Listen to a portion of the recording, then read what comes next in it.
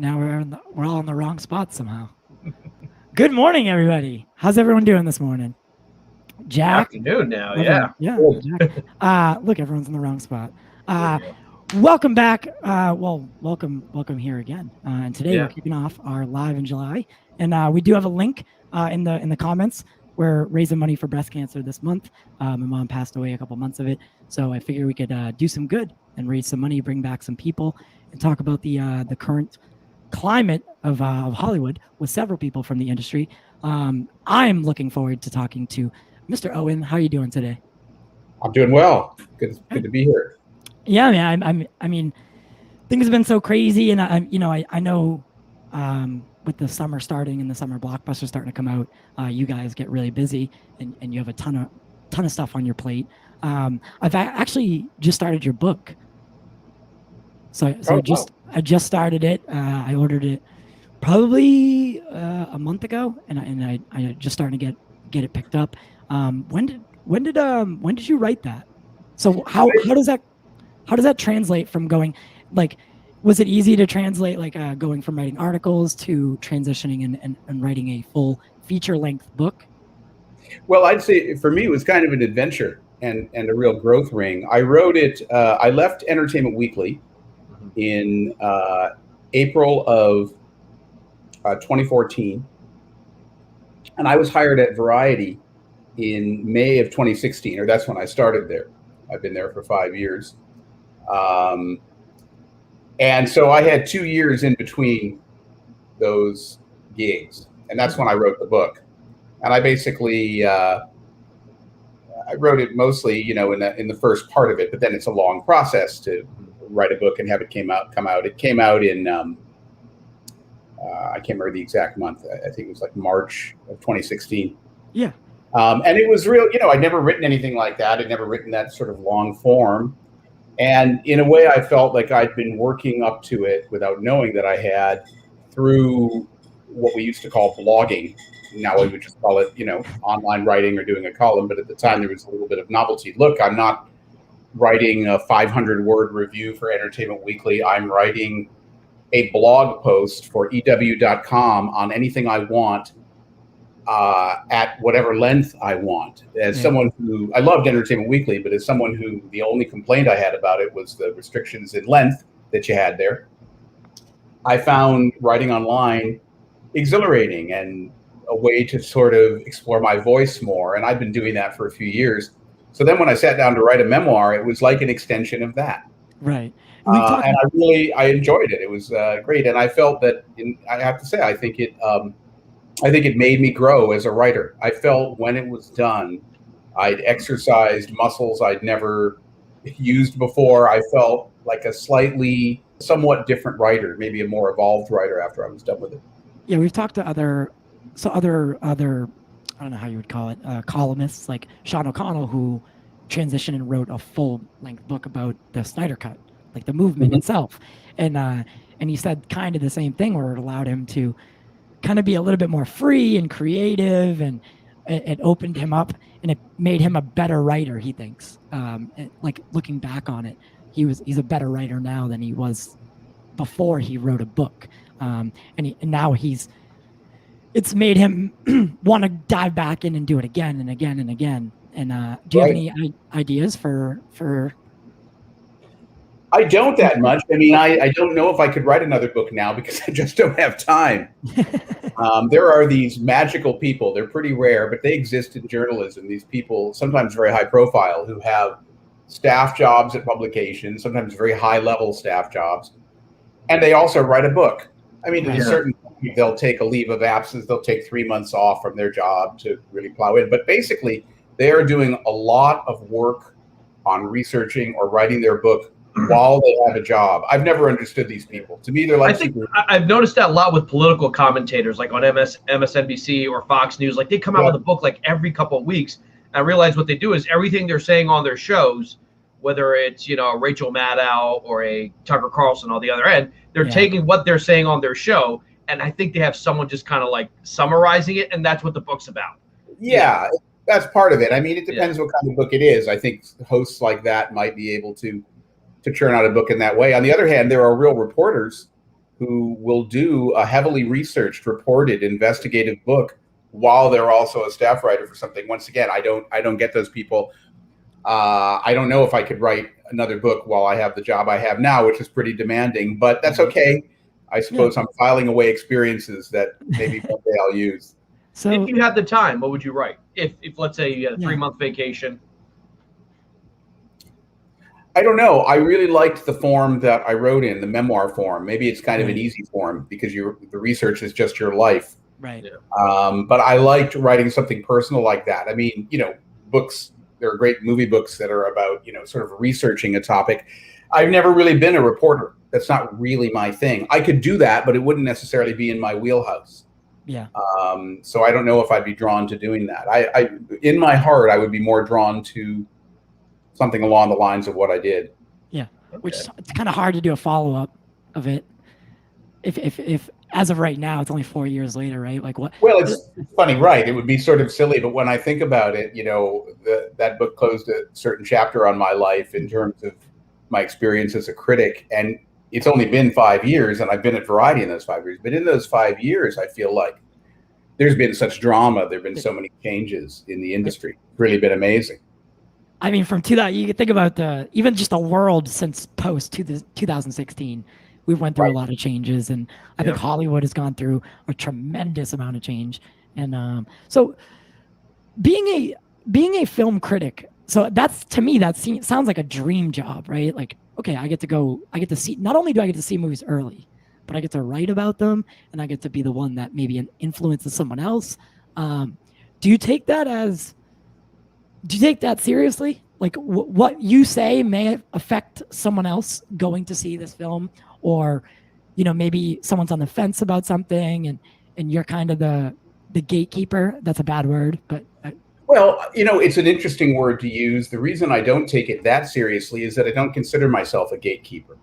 In other words, the politics of my job is that the amount of times that me personally, a review I write is actually going to have an impact on the real world, make or break a movie, something like that. I mean, it's almost impossible. Critics collectively, I think, can help put a movie on the map. Even their influence may be somewhat limited, but you could argue that certain movies, especially the awards films or whatever, maybe sometimes even a big Hollywood movie, whether people go to see it or not, the critics can have an influence. I don't think one critic ever had much influence, even back in the day when critics were supposed to have a little more power than they do now. Today, I think they barely do. So I don't think of my job in terms of that. My job is, I write for a trade, so people in the industry are looking at my stuff. I'm also writing for, just civilian readers. Our stuff is online. It can be read by anybody. It's read by a lot of people. I always have thought of my job in terms of the dialogue I have with readers, people who are passionate movie people, or people who just go to a movie and see it and want to make sense of it and want to bounce their own feelings off that of a critic. That's how I think of what I do, as a dialogue between myself and the reader. The reader could be anybody. It could be just a regular person. It could be somebody in the industry. It could be somebody I'm writing about. Right. It's not like I ever forget about any of these things, but I don't necessarily think front and center about any of them. I'm trying to write the best, most honest, most interesting piece I can. That my job is to do two things, I think, as a critic. Yes, you're there to judge a movie, but as somebody once said, opinions are like yeah. Everybody has one. Hopefully your opinion is informed, but the fact that you have an opinion and it may be even somewhat insightful isn't that big a deal. I think the other part of the equation of being a movie critic is you're trying to capture and evoke and explore the experience and the meaning of that movie on the page. The actual, opinion, did I like Black Widow or not? Right. I mean, maybe I did, maybe I didn't. Some people liked it, some didn't. Who cares? That's not that important. The point is, did you write a piece that is evocative, that can mean something to people? Because I think what critics do, in a way, is they help recommend what movies you should see or not, no question. But they also write reviews, hopefully, that can be read after you've seen a movie and can help you make sense of it and can just be enjoyable. I have found the experience of reading a review after I see a movie, it can help me make sense of things, I also just find it fun. It's like talking about a movie with a friend. You don't necessarily do that to get insights. You do it because it's natural and fun to talk about the things we're passionate about with our friends. To me, if this doesn't sound too Fred Rogers corny, I think a critic or a critic you like is like your friend. Right. You know, I'm going to go see what he or she said, because I'm interested in that person. I'm interested in the way they come across on the page. Yeah, because I think that was lost over this past year, is like seeing a movie like even just for even yesterday, like going back to see a Marvel movie. I kind of, over the past whatever 10, 12 years, we kind of like assembled this little group, right? Assembled a group of people who we all go see these movies together, and then talk about it after, maybe at Chili's or whatever Jack said in that funny, Applebee's. Yeah, over some half off appetizers after 9 half off apps. Yeah, and like over the past year, I've kind of lost that, because I've just been watching them, whether it's on HBO Max or Disney Plus or whatever it is. I kind of lost that, and it's been nice to get back out to the theater and experience the film the way it was, maybe envisioned. Do you think it was the right idea for Marvel to hold off on releasing this movie until the way they did? I think so. I think the decision of most of the big studios to hold these big movies until they could become theatrical releases was the right decision. Okay. They're trying to sustain the theatrical business. And unfortunately, as these movies have been opening, I think what people are already starting to see is, yes, going forward, we can have a theatrical business. It's really taken some hits. It's threatened. Maybe it's imperiled. But, I believe in capitalism. Capitalism being that, a market should serve the desires of the people. If people have a desire for a product or an experience, it will exist. And I think the desire to see movies on the big screen, to just go out, get out of the house, do that, have that ritual, I think it's there. I think it's primal. I had an interesting experience just yesterday. I had seen In the Heights in a screening room. That's not the same as a theater, but it's still a big screen. And I'm a real fan of it. I really, really like the movie. And my family was watching it at home last night, and I peeked in and watched about 15 minutes of it, including the great swimming pool production number. That was the whole trailer for the film. Yeah. I've seen that, in addition to seeing the movie, I've seen that trailer a couple times in theaters. And every time I've seen it, I'm like, yeah, wow, what an amazing sequence. I love the song. I love the way it's staged. It's blown me away. I was watching that sequence, and I have to say, it actually wasn't as good as at home. Yeah, of course not. Yeah. It did not have the same electric impact on me. And I'm somebody whose whole job is to be able to watch a movie at home and make allowances for that. It really, really struck me. Movies do need the big screen to have their full quotient of excitement. That's what we want from movies, right? Is we want to be excited. I think we're less excited at home. You said it wasn't as exciting at home. You said it was as exciting as home, or was it? It wasn't. Okay, I mean, I was just, cutting in the middle. If I'd sat and watched the whole movie from the beginning, I would have been caught up in it in the same way, because it's a really good movie. It's got a good story and all of that. Yeah. But I'm just saying, I did see the difference. I noticed the difference. And I think it's profound. I mean, in the streaming era, we could do the whole conversation today about this, but I think that people watching all these movies at home, it's a very different impact. I mean, here's one basic thing that almost makes it sound like we're all lazy or something, but so much has been said about the difference between seeing a movie on the big screen and the small screen. The big screen overwhelms you. Yeah, we know that. But here's another aspect of it. When you are in a movie theater, you're a captive audience. You got to sit there and watch that movie. You don't even want to take a bathroom break or whatever. At home, where your mind can wander, or you can pick up your phone, or you can stop the movie or whatever. I think that, we all know this, but it's worth repeating. I think it's a profoundly different psychological experience. Mm-hmm. Yeah, I agree. And you might say, well, I don't understand. If you like movies so much, why do you need to go to a movie theater where you're forced to pay attention?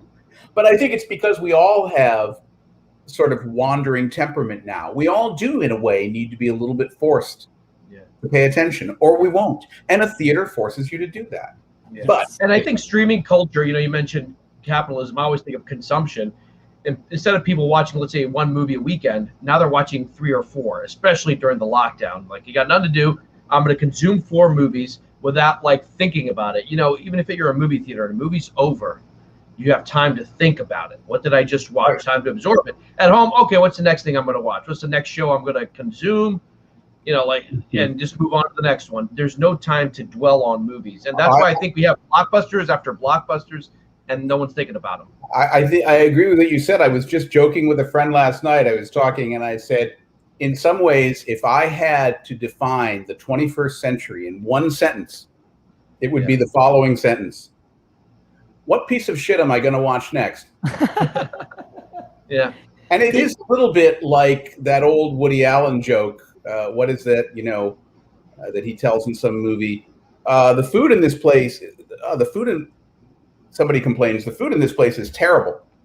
And the other person says, yes, and such small portions. I mean, it's like in the Netflix era where I've just seen so many movies on these kinds of services that are bad. I don't think everyone who's watching them necessarily thinks these things are that good. It's that it doesn't matter anymore. If you're just watching it at home, I mean, in the old days, like in the 80s, if you went out to a movie theater to see Crocodile Dundee 2, you might honestly say, well, you know what? I liked 1 better. Yeah. But at home, this stuff, the binge watching that has become our lives, the next, it's just another thing. We don't even expect it to be all good anymore. It's somehow like this drug we keep taking. And I think that's our new experience.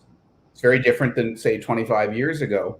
And in some ways, it acts to the detriment of good movies. Yeah. It helps bad movies because when you watch some POS on Netflix and it just occupies the time and whatever, and you can kind of feel even a little detached from it when you're watching it. Yeah. That's fine. The movie is serving its function. That's what it's supposed to do. If you check your phone, you don't lose anything. Yeah. But if you sit at home in the same way and watch Nomadland, you know, you're going to feel a little bit like, I don't know, do I have to pay attention to this? So, you know, it's funny you mentioned 25 years ago. I remember growing up in the 90s, a lot of adults would say, you watch too much TV. Like, it was considered a vice. Right. You know, if you sat at home and you watched TV, it was considered a bad thing. Now everyone does it. Right. Everyone just sits at home. You got a couple hours. Why go out? Just sit at home and watch whatever is in your queue. Well, this is another important point. I mean, listen, I grew up in the 1890s, and then people said everyone watches too much TV. Now, I think the only thing any Americans do anymore, we have one activity that we do other than our jobs. We watch television. That's one of the reasons, and I don't mean to make light of this, but I have said this even in a column I wrote. It's one of the reasons I kind of make light of the Capitol rioters. I do not make light of the Capitol riot. That event that happened on January 6th was profound and terrifying and should scare us about the future, all of it. Right. But when you actually look at those people, a lot of liberals and progressives look at those people and go, oh my gosh, I really am intimidated by them. They've got their guns or whatever. This looks like the beginning of an insurrection, of a civil war. Yeah, those dangers are out there. I take them seriously. But when I actually look at those people and study the tapes, did you see the guy with the horns? I see a bunch of couch potatoes, even the guy with the horns. The guy with the horns, the reason he became iconic, other than that, you know, he was silly or he was this or he was that, is what did he look like? What did he look like? Looked like a movie character. He looked like a guy at Comic-Con. Yeah. And this was, in a way, insurrection com. And what I saw at the Capitol riot, and once again, not trying to make light of it, I take it deadly seriously, what happened that day.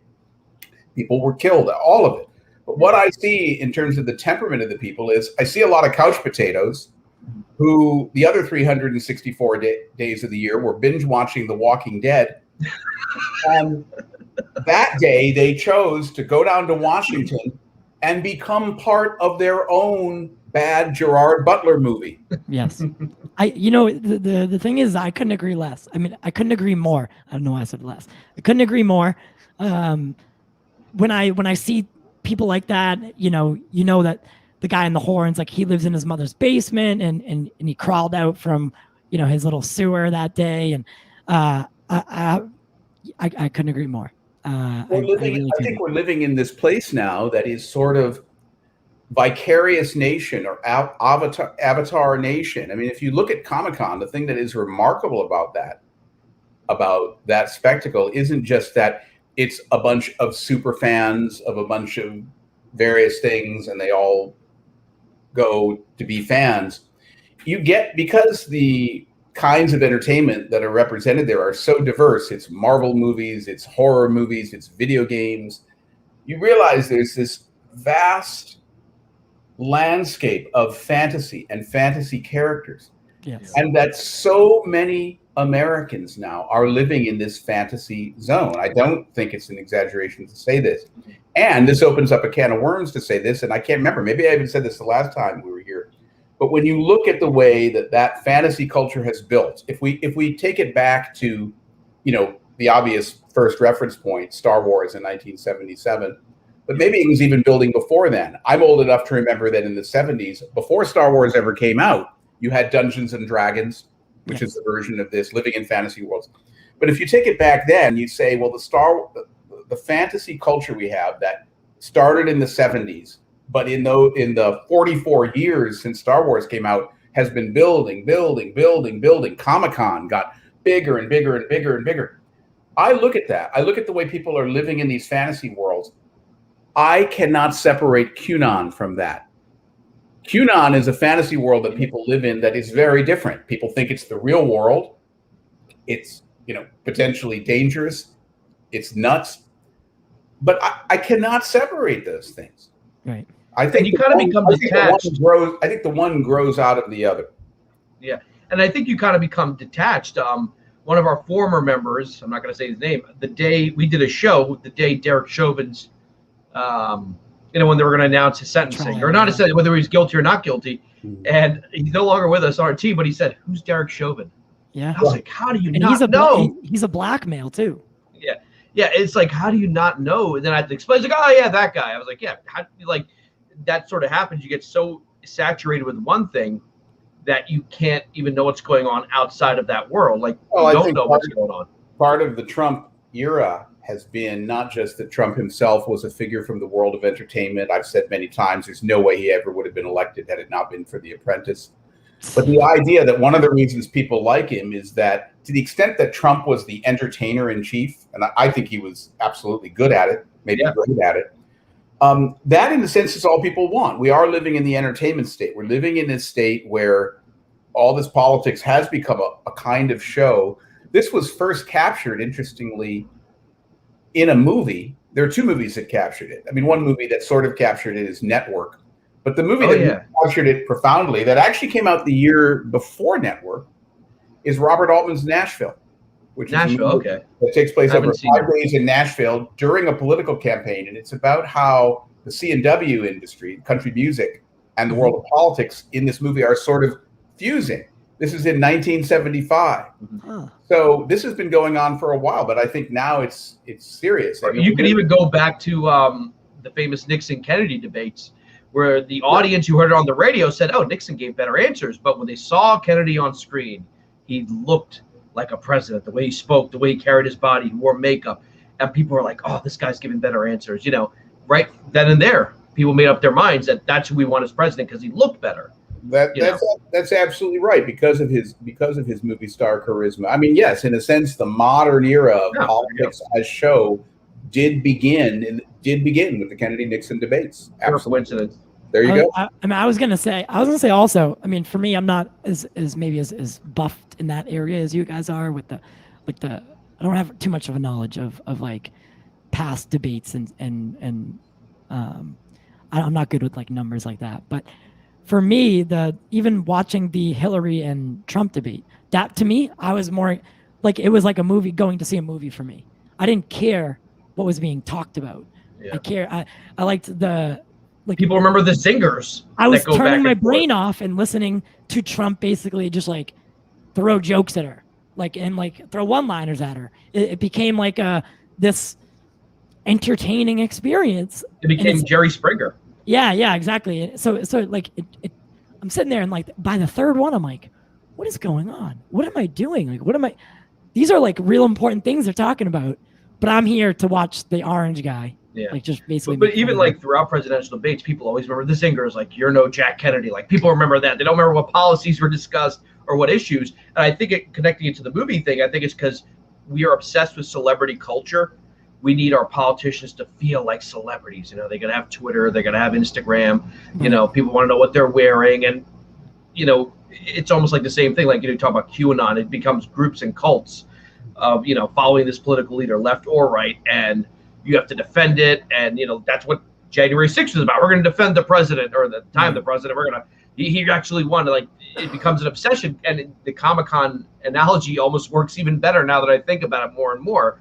It's kind of like a Comic-Con rally. Like we're going to tear the house down. Well, it's important. It's important to remember that we live in this entertainment state now, where everything's entertainment. I mean, there's never been a culture like this in the history of the world as entertainment centered. But it's important to remember that fascism, which is what we're talking about here, fascism is not that old. I mean, back when you used to have a leader who ruled everything and was called a king, that wasn't fascism, that was just monarchy. Yeah. Fascism, is sort of the last 100 years or whatever. And the great, if I can use that word, the preeminent fascist leaders that we all know who they are and are famous of the 20th century, they were all entertainers. Yeah. I mean, it sounds trivializing to say something like Hitler was an entertainer, but Hitler was famously an incredible charismatic speaker. Hitler famously recruited one of the greatest filmmakers of all time, Leni Riefenstahl, to make him a larger-than-life figure through the propaganda films that she made. Chairman Mao in China ruled through entertainment, through the dissemination of his image and through the ballets and various kinds of, the people's ballets and stuff that they did. Stalin also. Mussolini was this, famously sort of charismatic figure. Fascists rule by entertaining, and that means that in an entertainment state, we may be particularly vulnerable to fascism coming in through that back door. That's what Trump is. Trump is the entertainer fascist.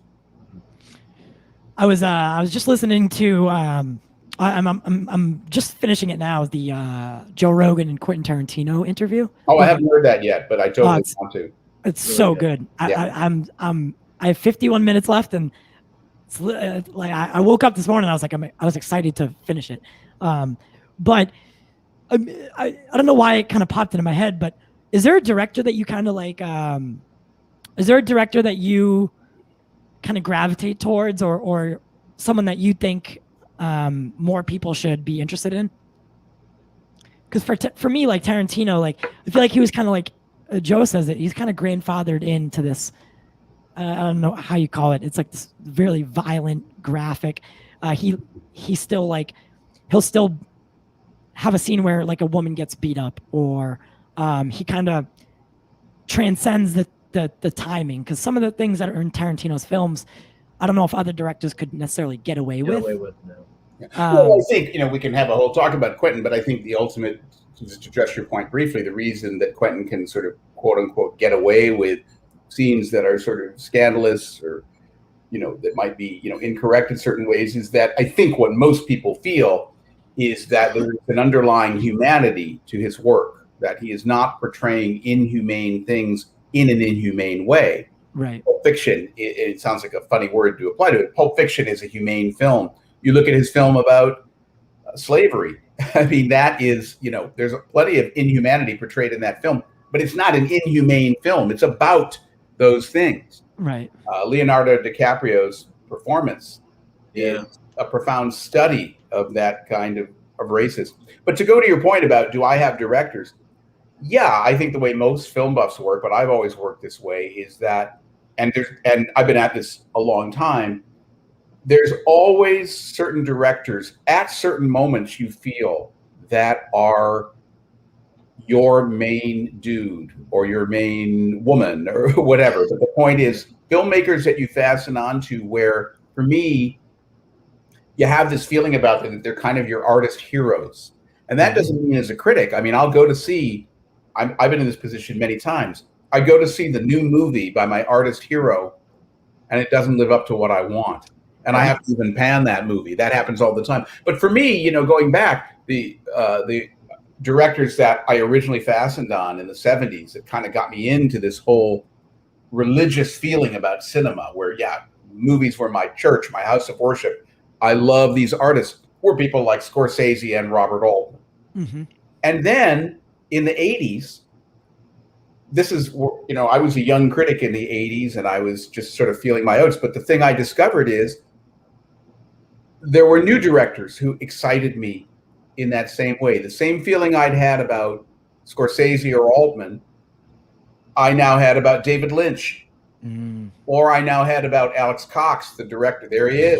You have a pillow with him on it? My sister got it for me. She knows I'm a David Lynch fan. So I was like, there's a documentary made about David Lynch a couple of years ago that's a terrific film that really shows you his life, a painter and all this stuff. He's such a fascinating figure. And I remember we said last time we're going to talk about Blue Velvet. Blue Velvet, yeah. We still can. But, you know, Alex Cox, the director of Sid and Nancy, is a filmmaker who at that moment in 1986 became incredibly important to me. Now, Alex Cox, to me, did not follow through on that promise. No, he didn't, no. The other director at the time was Michael Mann. I'm actually, in hindsight, I'm not one of those kind of Michael Mann groupies. A lot of critics are. There are a lot of critics who tell you Collateral, is that what it was called? With Tom Cruise, yeah. Collateral. You know, Collateral is a better movie than Citizen Kane. I don't understand sometimes the overpraise I see of certain Michael Mann films. But Manhunter, to me, is the greatest thriller of the modern era. And I was so into Michael Mann. So my point is, and Kubrick, of course, the point is there are various directors in various eras. When the 90s started, it's like a garden that's growing again all over again. Suddenly I had a new set of heroes. It's not that I had ceased to like David Lynch totally or anything like that, but suddenly you had Quentin and various independent directors who, you know, were just so great. So many incredible artists came out of that scene. By the end of the 90s, P.T. Anderson, and it keeps going. If you ask me today, all right, the directors I've just mentioned are really in a pantheon for me. They haven't, not every one of their films is great, but they're all incredible artists. Who do I feel that way about today? I will tell you, I feel that way about Damien Chazelle. Okay. I don't know who that is. I'm not familiar with that. Look it up. Well, he's the guy who made La La Land. Oh, okay. Yes. Okay. He's made 3 films. He made one small earlier film, but I mean, he made Whiplash, La La Land, and then Whiplash. First Man, his astronaut movie, which I liked, most people did not like. Had a hard time watching. That's okay, you know. I understand. And he also wrote 10 Cloverfield Lane that he did with Abrams, J.J. Abrams. I didn't know that. Oh, did he? I didn't even realize that. That's a great movie, though. That's a great. 10 Cloverfield Lane is a good movie, yeah. But I think La La Land is a great movie, and so, you know, there are artists today that I have that feeling about. Listen, I just wrote about a film where I compared the director to. I'm not really a fan of P.T. Anderson anymore, but at the time of Boogie Nights, I totally was. I think Boogie Nights is one of the great films of our time, and I love Magnolia. And I compared this director to the Paul Thomas Anderson of Boogie Nights. The film that just came out is called Zola, and the director is Janeska Bravo. Okay. And she works with what I just felt was a kind of danger and excitement that reminded me of what I felt watching Boogie Nights. I don't think Zola's as great a film as Boogie Nights. Right. But I think it's a tremendously exciting and accomplished movie. I called it the must-see movie of the summer. I saw the trailer for that, and I was like, this movie looks so crazy. Yeah. It is kind of crazy, but in a great way. I mean, I think it really gets deep into it. It's very authentic. Yeah. It's a very authentic movie. And so my point is, I had reviewed one earlier film by her that played at Sundance called Lemon that I thought had flashes of talent, but I had mixed feelings about. This movie, Zola, really announces the arrival of one of these filmmakers. And my point is, it keeps happening. You keep discovering new filmmakers on that level. That is the key joy for me. That's the thing that keeps me going. Those people. And so you said something earlier that kind of not like threw me, but all right. So for me, right, I talk about this a lot. for me, for my movies, and this doesn't mean that this is the only thing I'll abide by, right? For me, when I go see a movie, I'm really trying to get.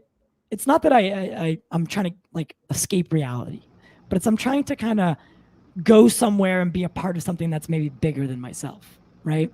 And I think that's why I kind of get lost in these big fantasy thrillers where, you know, we're maybe not on Earth. We have these characters that don't look like us. I like getting lost in something that maybe I don't understand, or becoming a part of something that I feel it's not just right outside my front door, right? I can watch the news if I want to see all that, right? So do you think there's a problem with the Hollywood, how it's kind of a big budget era? Or do you think that there's a place for indies in theaters, in cinemas, and we just have to find a new balance? Because the world is changing the way we... I'd like to find a new balance, and I've always felt, and I think the eras like the 90s or the 2000s bear this out, that certainly there is or should be a place for independent films in cinemas.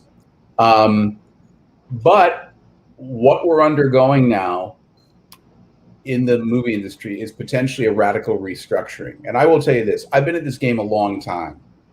I don't want to even say how long, because I don't want to make it sound like I come from the era of Abraham Lincoln. But I can tell you that in the decades I've been doing this, being a critic and observing the industry, what we are going through now with the rise of streaming culture, I would have said this probably if there wasn't even the pandemic. I think the pandemic kicked up the rise of streaming culture, but it was already kicked up. It kicked it up another notch, but it was already happening. The streaming revolution, let's call it that. Yeah. Absolutely the biggest change in the industry. It feels like, in a way, the first total balls out paradigm shift, in the sense that if you go back to, VHS, the introduction of that in the 80s, I mean, that was a big change, actually. Suddenly we could watch a movie, 3 months after it came out or whenever, at home. Yeah. Just do it. I mean, that was a big change. But this potentially feels even bigger, in the sense that at the time people were like, what does this mean that I can watch a movie at home? Well, we found out pretty quickly what it meant. Yeah. It meant value added. It meant people didn't want to stop going to theaters, but the fact that I could watch a movie on my television that didn't have to be on the ABC Sunday night movie, it could just be me going to rent Die Hard. Great. What's wrong with that? And people loved it, and it created ancillary markets for the industry, and it all worked, and it was fine. This feels like, the first true. There have been other threats before to the theatrical experience, but this feels like the biggest threat I've seen. And I don't like the idea that one of the ways that we would compensate in this era is that movies would simply become the place where you go to see F9 or a Marvel movie, and dramas are totally the province of TV. Because I think the whole point about good independent films, or good studio films that are just dramas that are not fantasy, is that I think people forget this too often. What we call smaller films or just dramas, they're meant to be larger than life too. Yeah. They're meant to be experienced on the big screen too. So I don't want to see that lost. I always use the example of, do you remember the movie Ghost with Patrick Swayze and Demi Moore? Right. And that movie made like 400. It's a romantic story. It's a love story, a well-made movie. Made $400 million in 1991. I was like, I don't think that could happen again. Well, today, I don't. Maybe it could. I mean, a couple of things about Ghost. First of all, Ghost is a fantasy. So it does have. But I mean, not in the sense of like Terminator 2, which was kind of its contemporary, which was right. It was a romantic movie, but it is a fantasy. I mean, I'd like to see, I'd like to think that a romantic movie that wasn't a fantasy, could make that kind of money. But the problem is not that people have stopped wanting to see these films or anything. The problem is that we seem to be in the middle of a paradigm shift where the whole culture is suddenly saying this stuff should all be seen on the small screen. If it's not fantasy, if it's not FX spectacle, it should be on the small screen. I disagree profoundly with that. I've made the case many times that shouldn't be true. I've made the case that a culture that sees drama between human beings as small is that's not a healthy culture. But I can just make the case so often. I mean, let's talk about the case I want to make, and let's talk about what's happening. And I think what's happening is smaller movies, awards movies, non-special effects movies are all getting shuttled into the small screen, shuffled into the small screen. That's what's happening. But we'll see. We'll see the way it unfolds in the next year. We'll see the way, for instance, as the pandemic lifts, we'll see the way this coming year's crop of awards films, whether they play in theaters or not, how much they play in theaters, whether audiences turn out for them. Well, I was going to say that because even though maybe more people go to the theater to see Black Widow, it's still not in the awards. It's still not. It doesn't stand a chance against a movie like Nomadland. Do you think that we're going to be? Do you think that's going to be the case going forward, or do you think even you see the award ceremonies, or like the Oscars or whatever it is, their viewership numbers and their numbers just in general are on the downturn as well. I think they're in a real danger zone now. I have made the case. I've done this in print. I have made the case for years, going to way back before the Oscars were having the viewer slippage that they're having now. I have made the case that the Oscars should actually be more popcorn friendly, because I think the Oscars got too sort of indie. And that may sound odd coming from me because I'm a champion of those kinds of films. But my point is, I have always argued that the Oscars should not become the Independent Spirit Awards. Yeah. That there needs to be a place at the Oscars for good popcorn movies. And in some ways, I think if you look at the Oscar voting, if you just look at the films that get nominated and stuff, I think there is a sort of snobbiness to it. Let me give you an example of a movie this year. Thank God you said it, because I was afraid to say that. But there's almost like this ostentatiousness, like, look at the movies we watch. This is what we watch. I don't think they're trying to say that. And it's not that there's anything wrong with the films that are nominated. No, absolutely not. Snobby films or anything less than good films. My point is, the Oscars have always been, to a degree, about popcorn movies. And I think they still should be. I'll give you the example from this year. I wrote a positive review of Black Widow. I think it's a pretty good movie, but I don't think it's great. I've seen better Marvel movies. I don't think it deserves to be nominated for Best Picture or anything like that. I don't think it's that good, even though I liked it. But here's an example of a popcorn movie I saw this year that I think should have Oscar consideration, and that's Cruella. I didn't see that. I thought Cruella was an amazing movie. I've seen it twice on the big screen. I loved it even more the second time. It's incredibly well done. The acting in it is off the charts. There's an example of a movie that at this point, the Oscars would never even consider nominating Cruella. It would be ridiculous to even bring it up. But I think they're wrong. I go, why not? Right. Why not? And I think that if the Oscars could figure out a way to nominate more popular films, maybe they'd win the audience back. But I think it's going to be a problem going forward. They tried doing it 10 years ago after The Dark Knight. They changed it from 5 films nominated to 10. And then I think a couple of years ago, they nominated Black Panther. But I think fans or audiences rather were like, oh, they're just doing that to get me to watch. I know Black Panther is not going to win Best Picture. Right. And there seems to be a disconnect. I think, earlier we were talking about movies getting political, and they've always kind of been political. But I think people realize it now and are like, nope, I want to see Vin Diesel, in a spaceship in a car blowing stuff up. And I think people just have lost touch, I think, with what I call just cinema, non-special effects cinema. Well, I think it goes back to the thing we were talking about, which is that there's nothing wrong with escapism. There's nothing wrong with movies that just take your mind off stuff for 2 hours that are, popcorn. But what I've always said is there's nothing wrong with popcorn either. If you eat popcorn, I use that quote all the time. I quote you all the time. But if you eat nothing but popcorn, you should go see a doctor. There's something seriously wrong with you. And I think a culture that wants nothing but popcorn and that rejects the idea that a movie can be an intense drama because it's authentic, because it's about something in the real world, a culture that rejects that, I actually think is going down a dangerous path. Because what it's sort of rejecting, I mean, movies are a trivial example of it, but the Trump presidency is probably a better example of it. What movies and maybe what American culture is increasingly rejecting is what we used to call reality. Right. And it's not that movies cause that, but movies are a good barometer of it.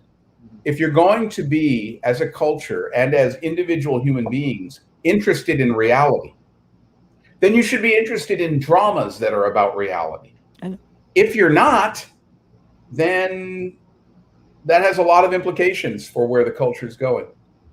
yeah, I mean, I feel like for me, it's easy to say all these things because I will see a movie like the Big Short. Like I'll go to the movie theater to see it because I like the movie theater experience. But what do you think the movie theaters have to do to get people to come back to see these movies? Do you think they need to advertise a little bit better? Do you think? I think people put too much blame on the theaters in the following sense. Well, I just don't know what they could do. Right, I don't know what they could do either. If you had, I mean, there are certain theaters like the ArcLight that closed in LA that are very, very nice. But if you had a seminar with movie buffs about movie theaters, do you like for them or against them? And talk about your complaints. Everybody always has the same complaints, and we know what they are. That they're noisy and that there's too many trailers and that the concessions are too expensive and all of that. I'm not sure there's really a way to solve that. There's not. I would say the one thing, like today, I'm going to go see. Me and my friends are going to go see the latest Purge movie because there's nothing. We've seen everything else. Right. And it's not in 3D. It's not in IMAX. It's nothing special. $14 for a ticket. And I'm thinking to myself, I remember a time when $14 is what you paid for an IMAX movie. And just for the tickets alone, it's $14 right off the bat. And again, this is just a regular movie. It's just regular showing. I think movie tickets to some degree need to come down a little bit. Not dramatically, but a little bit. Because the big budget ones, people are going to go see IMAX anyway. I agree with that. And one of the reasons I've sometimes said that is it seems like almost a pipe dream. You say movie tickets should come down. Well, when does the price of anything ever come down? Prices just go up. But there actually was a window into that with the ticketing systems they've had where you buy the pass for a month and it works out that the amount you pay for a movie is pretty small. Yeah. That was an attempt at a readjustment. And I think maybe in this radical moment where it seemed, 6 months ago, it seemed like maybe theaters were just going to die. Drastic times call for drastic actions. Maybe ultimately the prices of these tickets do need to come down to get people back in, because you're right. And also famously, it costs a lot of money for families to go. Yeah. Because you're buying all these tickets. And when you go with your family to see a movie, like I go to the movies all the time. You got to get large popcorns. Yeah. Sodas. I don't get concessions most of the time. But if I go with my family, of course you're going to get the concession. And it's a very expensive proposition. And maybe that's part of what's hurting it. I do think so. I also think that culturally, this was happening before the pandemic. People, and this kind of goes back to the idea of couch potatoes, are becoming more and more, or less and less sociable creatures. You have people who are sociable, but going to the movies is a social experience. You're sitting next to strangers. You laugh with them, you cry with them. But we've kind of gotten used to, I can just sit at home and watch it in my underwear. When you go to the movie, I can pause when I need to.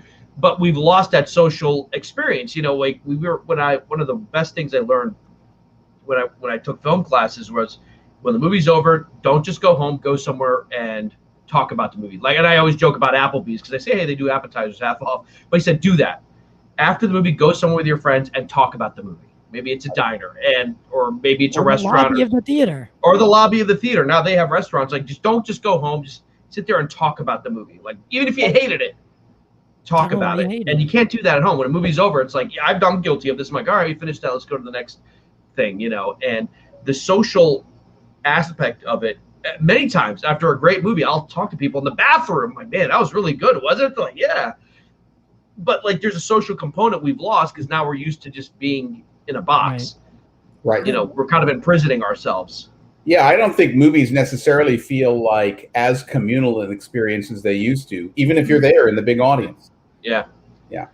I remember the event, the Marvel movies, people start cheering like you're at a soccer stadium, but that's That's what I was going to refer to is so my IMAX theater is it's like, I mean, it's just the most unreal place you've ever been. It's like one of 8 of theaters.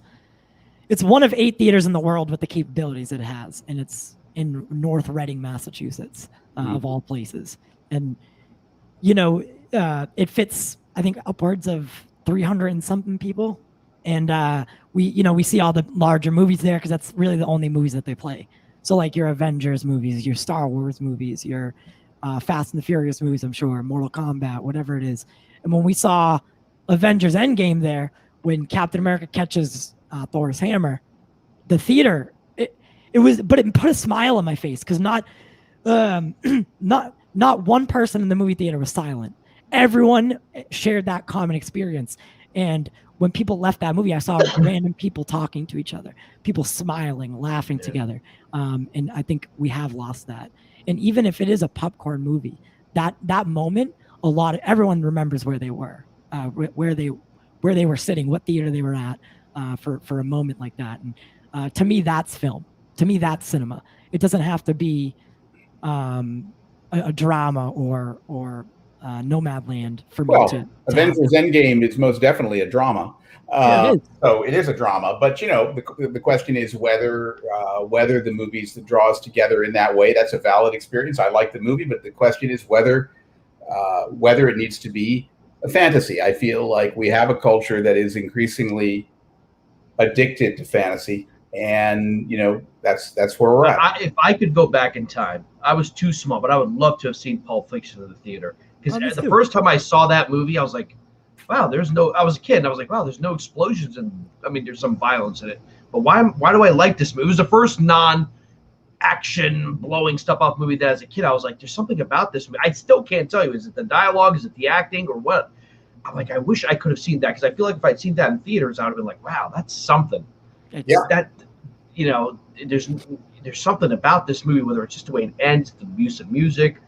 And I always worry that the next Pulp Fiction is out there or already came out and no one knows about it because it's streaming on Hulu under like 10,000 other titles, Well, the truth is that if you compare the world today, 2021, to when Pulp Fiction came out, which was 1994, yes, the world of movies is very different. Maybe the new Pulp Fiction would be a streaming movie, but the larger reality behind that is that 94, when Pulp Fiction came out, was pre-internet.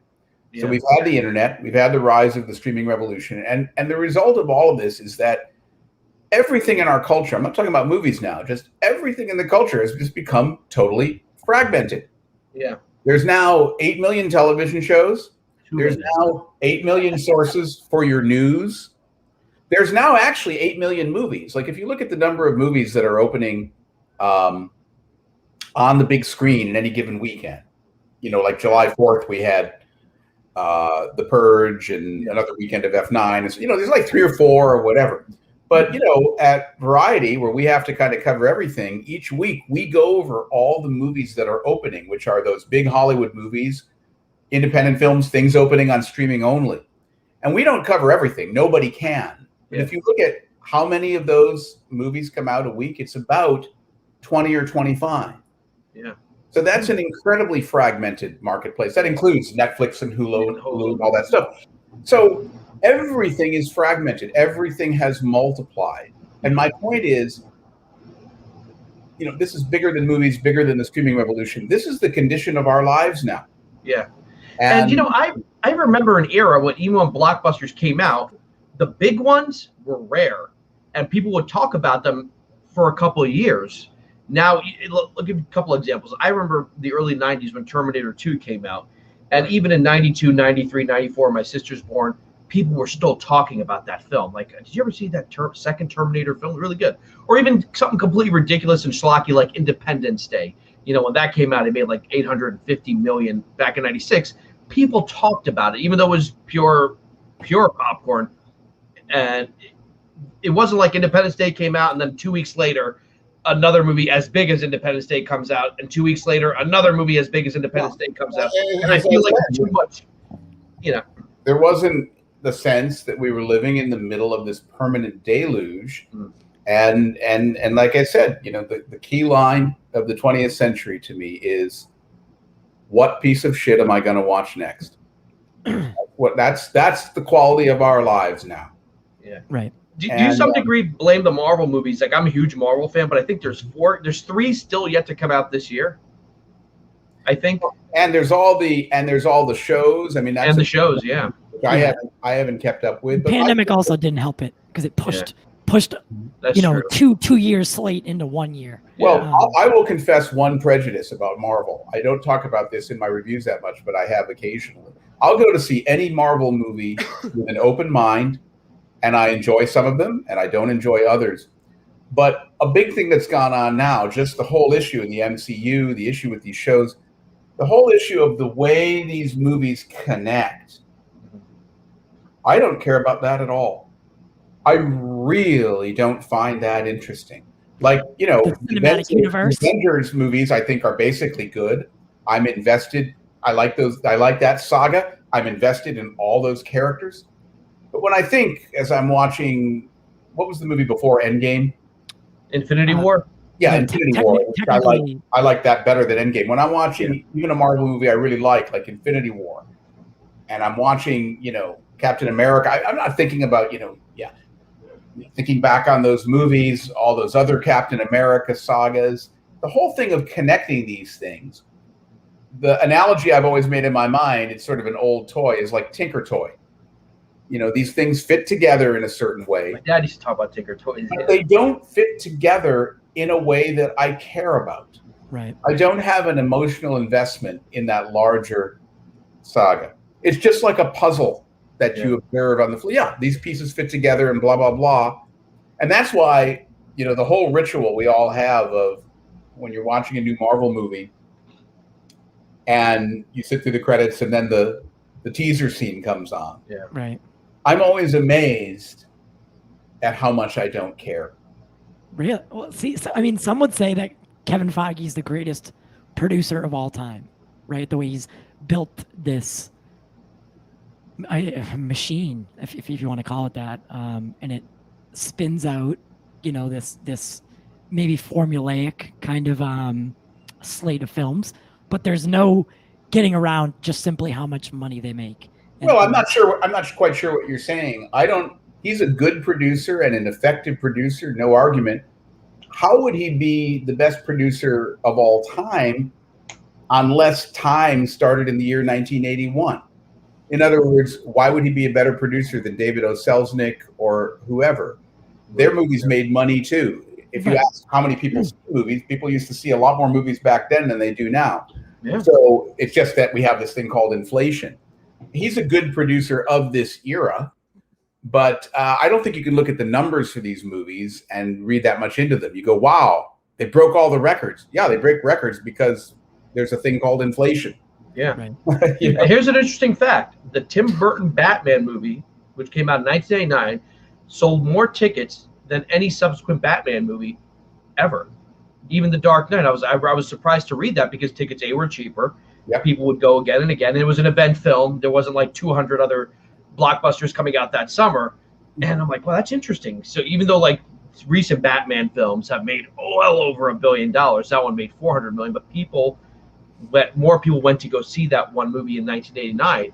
And I'm like, I was surprised to read that. I'll tell you why I remember that summer. I remember I went and saw it on opening day, and I had a singular feeling, and it was kind of depressing, which was there was a sense that everybody in the universe had to go see that movie. It was very much comparable to the kind of feeling that was there on Star Wars, and I'm old enough to remember that. But the thing I remember is that in Star Wars, when people were lining up all over America in almost a new way, I went and saw Star Wars. I thought it was thrilling, and to me, there was a complete connection. And I'm not a Star Wars junkie or a Star Wars person, and yet I thought it was a marvelous piece of entertainment in the classic Hollywood tradition. And I felt a total connection between what was happening on screen and these crowds of people all over off screen. I said, they're lining up like this is, the world beater, the thing you have to see. And when you see it, you understand why. With Batman, you had the same crowd and audience experience, but when I saw the movie, I thought it was very disappointing. Really? There are things about it I like. I've seen it again since. I had to see it. I was writing about this moment when I was writing my memoir. So I watched Batman again. I hadn't seen it for ages. And what I saw, this was watching it again in around 2013. It didn't hold up for me. I actually thought it was very much the true invention of the modern franchise era, and that some of it's fun, it was. Yeah. Some of it's good, but like Michael Keaton's performance, I really wanted it to be good. So when I'm watching it again in 2013, about 25 minutes in, I'm like, because Keaton's an actor I really like. Yeah, he's actually my favorite. He's nailing it. I like Wayne. This is coming after all these other Batmans. And then that character just isn't there for a while in the film. It's not Keaton's fault. Tim Burton has done that even with the sequels. It's the way the script is written. Mm-hmm. And too many scenes look like they were shot on some generic street with over lighting. It's a real mixed bag. Nicholson kind of holds it together, no question. Mm-hmm. So, I've seen worse. But my point is, I don't know, unlike Star Wars, it was not worthy of that. And what the message was in the summer of 1989, we can create this kind of excitement and this kind of box office with the movie not even needing to be there. All we need to do is create this sense that it's an event. And I think that became the prototype going forward. And there are movies that are big hits because people love them. Yeah. And there are movies that are huge hits because they're just the movie you got to see. Exactly. I mean, I saw Black Widow yesterday. I enjoyed it, but I don't think it's a movie I'll likely ever watch again, like forcing myself, like, oh, I got to watch this again. We were talking about this, me and Tyler, like, these are like a lot of the Marvel movies, with the exception of the big tentpole films, are like, watch, move on to the next one. Okay, in a couple of months, another one's coming out. And I feel like we've lost something, even with blockbuster movies. Like, you don't talk about them for, the years afterwards. Like, oh, you had to have seen that movie. It was such a great film. We've lost that, and that's why I feel like a lot of blockbusters are starting to feel the same. That's why F9 is so popular. It's because, you got F9. Now there's a spin-off film with The Rock coming off, part 2, and then you get another F10, and there's too much even within the blockbuster realm, let alone streaming, that we can't appreciate a film anymore, even if it's schlocky. Well, let's be honest. These things lose something by being the same thing over and over again. One of the reasons I like Black Widow is I guess it was a very different movie than the kind of movie I was expecting. I thought it was going to be this sort of glossy movie that was going to be 2 hours of fighting, 2 hours of, Natasha doing her martial arts or whatever it is. And instead, it's actually, there's plenty of action in it. The action is pretty good, but it's actually kind of this slow drama, this family drama. Where that was the best part of it. And they're going to try to figure out what happened to them and get revenge on, the Russian mastermind who, turned them into these kind of droid fighters. And I found it sort of interesting. And it didn't feel like a typical Marvel movie to me. Yeah, it felt a little more like an art film in a funny way.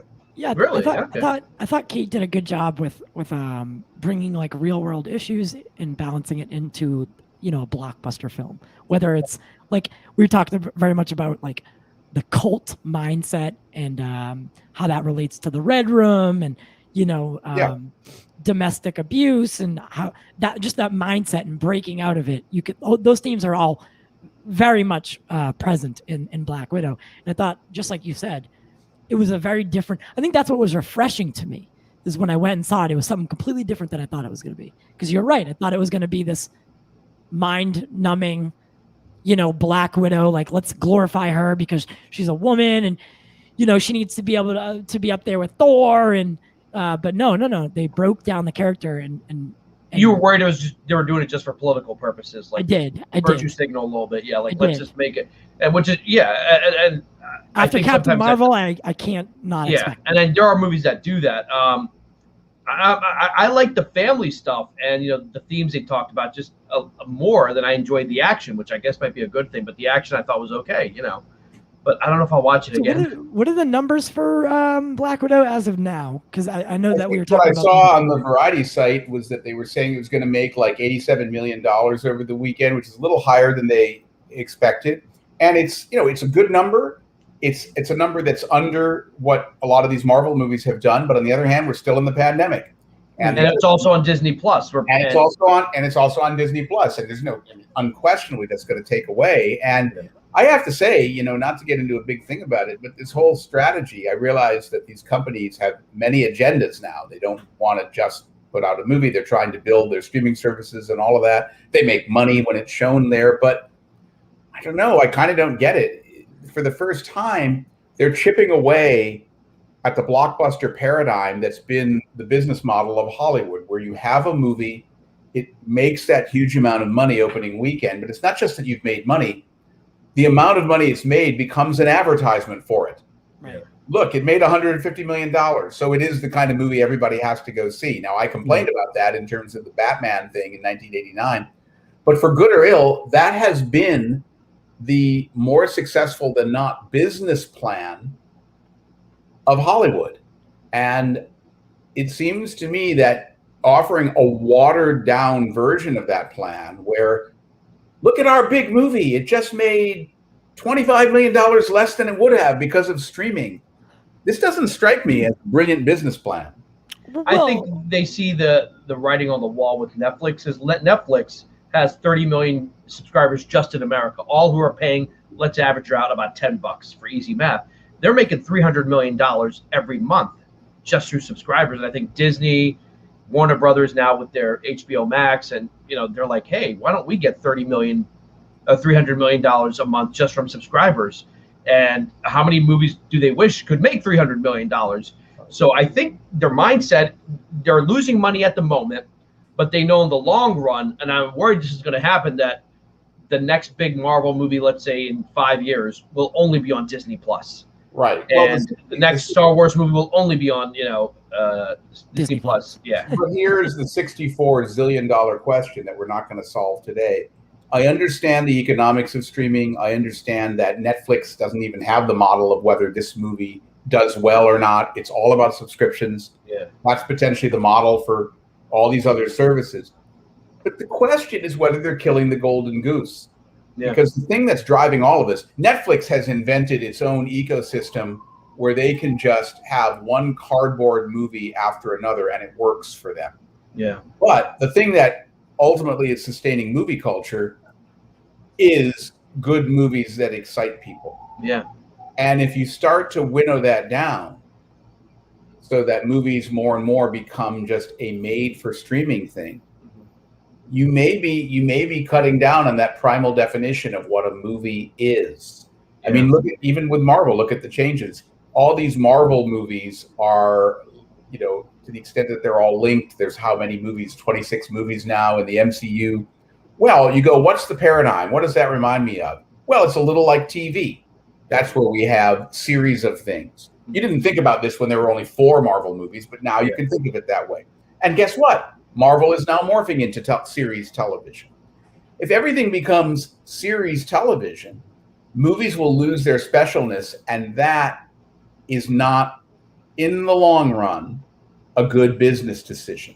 Yeah. And I also think that we're going to have, you mentioned used the word fragmented earlier, that maybe in 20 years, you will have people who don't necessarily watch everything, but people who, like Star Wars, I think is coming out with 8 or 9 TV shows over the next few years.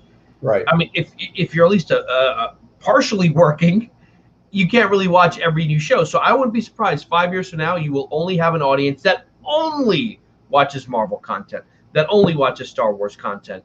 Right. And that will be it. Like, it'll sort of be like, if you're someone who just listens to one thing in music, like you're not going to be interested. If you're into heavy metal, you don't want to hear a new pop song. And even if it's a dumb pop song, you might be missing out. And I wouldn't be surprised if it kind of becomes fragmented like that, where, we're Netflix fans. We only watch Netflix. I think that's already happening. I'm so worried, yeah. And interestingly enough, the way you describe it, it is sort of an analog of where we are politically. Mm-hmm. What really hurt us, not to be too traumatized about it, but in other words, this basic model that people have been talking about recently, where people of different political stripes just listen to their own people, and that creates a kind of echo chamber. Yeah. And everyone's listening to their own news sources. So everyone has, that's why it feels like everyone has their own facts now. Yeah, exactly. And so they can't have a dialogue anymore. So yeah, I think that's all already happening. So, do you think that the HBO Max, we know for the next year, through 2022 and at the start of 2022, I believe, is when they're going to stop it, but the same day release. Do you think that was what the kind of the final, the straw that kind of broke the camel's back? The same day release kind of. I don't think it was that dramatic. I think everyone recognized that decision that was made about HBO Max, and it was temporary, as you say, was a decision made to launch HBO Max. They were going to do anything possible, and they took advantage of this pandemic situation to do that. But I think that what this year has become, this is an experiment that we're talking about. For instance, I'm talking about the issue of whether Black Widow opening day and date hurts it in a certain way. Well, the whole industry is looking at this stuff. I could see a reconsideration happening. It's not decreed from on high that a year from now or 2 years from now, these movies need to be opening simultaneously in theaters and on streaming services. They have probably successfully shortened the window. The old window was 90 days, and what happened over the pandemic is it went down to 45. 45. And maybe 45 is okay. That's still a long enough window to make a theatrical experience feel special. I can't watch this. At home unless I wait 45 days. If you cut the window down to 3 weeks, then you're really saying to people, here's a big new movie opening. You can see it in the theaters or you can see it at home in 3 weeks. Why bother going then if you can see it at home in 3 weeks? I don't think the window can get any shorter. But my point is, all of this, even as the industry seems to be tilting towards streaming, being led by Netflix into the brave new streaming world, all of this is a work in progress. And I don't think what happened with HBO Max is a straw that broke the camel's back. I think the conventional wisdom can shift. And in 2 years, studios might say, look, the streaming world is here, but we need to keep movies special. Right. Because if we don't, we're killing the golden goose. Yeah. Right. So I think that's possible. Right. I also think, if you go back to the 80s and you had special effects movies, then you had TV shows that needed special effects. Let's say your Battlestar Galacticas, your Star Trek TV shows. The special effects were limited in what you could do. Now, especially in the last 5-6 years, especially with Disney or even new Star Trek, they look just as good. You can make a TV show look just as good as big budget movies. And because of that, you can do more. And therefore you're like, well, how about this? I can, instead of making a $150 million movie, I can make a 8-episode TV show spread across 2 months. And we'll have all these fans subscribing, and not only will the show be good, it'll look exactly like the movies do. The Falcon and Winter Soldier is a TV show, came out, Disney Plus, looks just as good as the big budget movies, because now CGI, I guess, is more common. You can do that, and even with the Star Wars TV shows they've done, they look just as good as the movies do. And it's getting so blurred now. I think, I always tell people I go to the movies and they're like, I don't go to the movies anymore. I just don't go to the movies anymore. Well, and I hate that. You've given me a new thought though about this, which is because the rise of these Marvel shows that I have not seen. You've not seen them yet? No, because I don't have time to. I just don't. I have too many movies to watch. I do not have time. I miss a lot of television. Yeah. So I can't sit around. I joked yesterday to Tyler. I'm like, there's so many Marvel and Star Wars shows. We're going to have to hire like 20 more people to join our podcast so we can cover all that stuff. I don't know. But you've given me a new thought, which is that I've long argued that I want to see smaller films, dramas in theaters because they deserve to be larger than life too. Yeah. But if you take the paradigm that, but there's a good reason to go out to theaters to see special effects, to see visual effects, to see Godzilla. I get that. I get why people want that. But you're making the point that those kind of visual effects that we associated 5 years ago or before with big spectacle movies, now you can do them and do them just fine on television. Yeah. I'm a kind of twisted optimist, and I will take a twisted optimistic thought from that, which is that if I can now see it on television, and if even going out to see a big new Marvel movie in a theater isn't that special anymore, isn't as special as it was 20 years ago when we were watching an Iron Man movie or whatever. That tells me one of two scenarios. Either movies are going to die because they've just been made irrelevant by the small screen, or the way I would think things would go, if movies are going to live, they can't just rely as much on being those visual effects extravaganzas anymore, because that's not so special. Yeah, it's not. So maybe what movies need to do is be the old-fashioned kind of special, which is they need to be good. Yeah, right. That's what gets people out there. And I think we need to challenge. I still think there's a difference between a great 2-hour movie and series television. Yeah. Series television, I mean, there are great series, granted. We learned from The Sopranos on that this could be a new kind of art form, almost in a weird way like the novel. But most series aren't like that. And I still think that, we pretend that series give us such depth. Like, look at the depth I got in that series. Look, it was more deep than in a movie. Well, maybe if you watch all the episodes together of The Sopranos, you can say, yeah, that show went so deep, it went deeper than Goodfellas even, or something like that. I get it. On the other hand, if what we're talking about is depth, look at the whole history of motion pictures. Yeah. It's 100 years old now. And whether you're talking old Hollywood movies or the great films of the 70s, whatever your joy is, virtually every great movie of the last 100 years told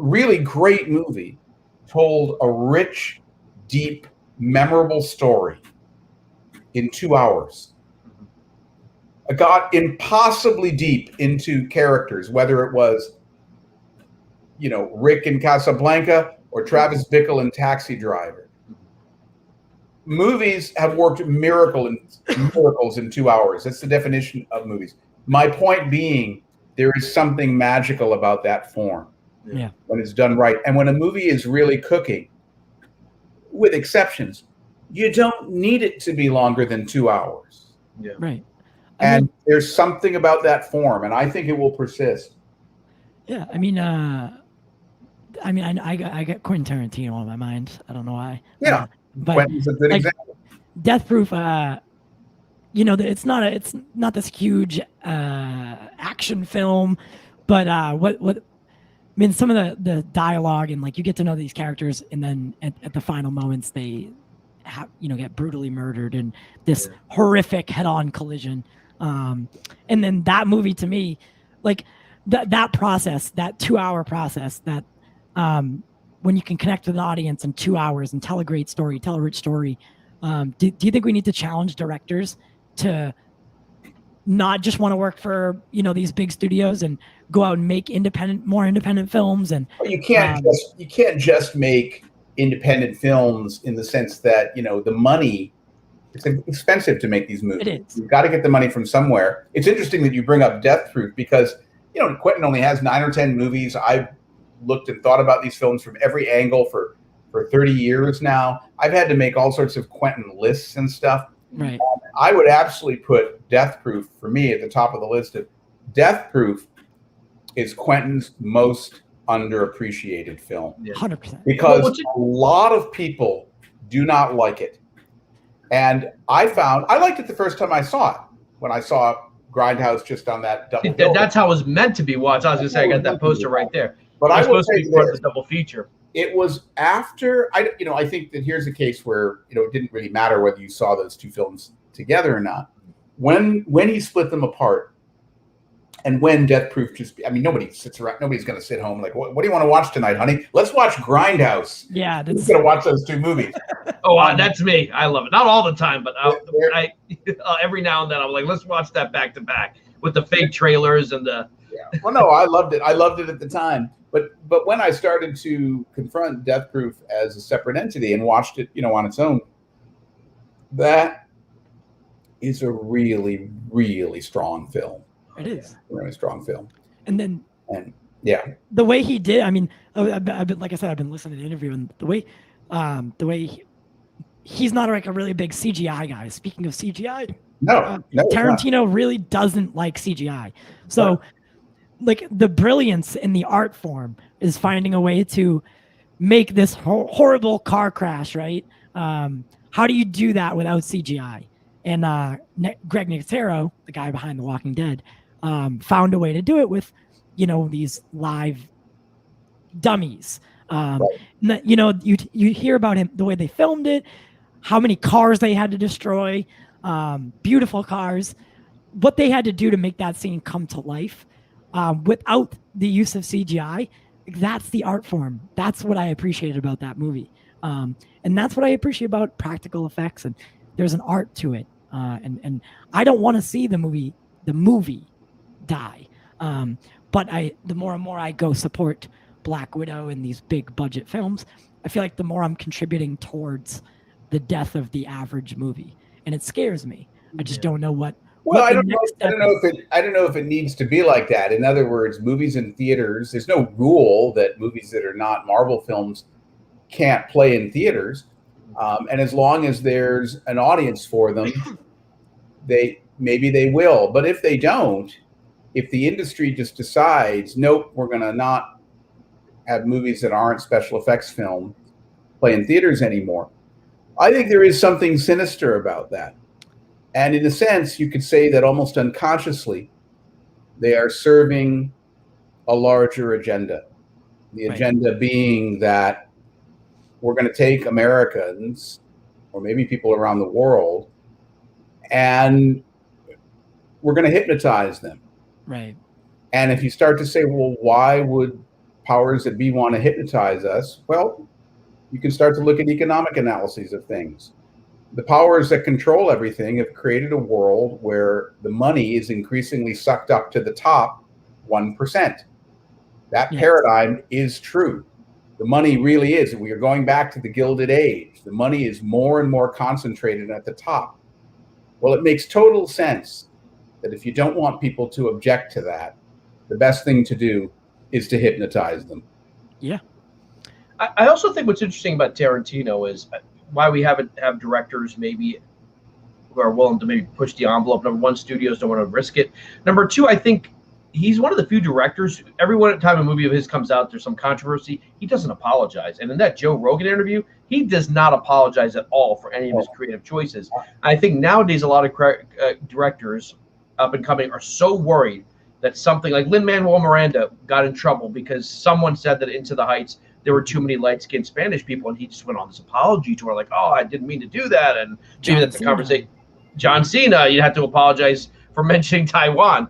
But like Tarantino, he doesn't apologize. He's been asked about, let's say, the Bruce Lee portrayal for 2 years, whether it was, and he's like, I'm not apologizing. Well, to be fair, Quentin doesn't apologize the way a lot of other people do, but that's partly because he's in a unique position of incredible power. I mean, he's a very, very powerful filmmaker. Yeah. And his whole brand, in a sense, is based on scandalizing people to a degree.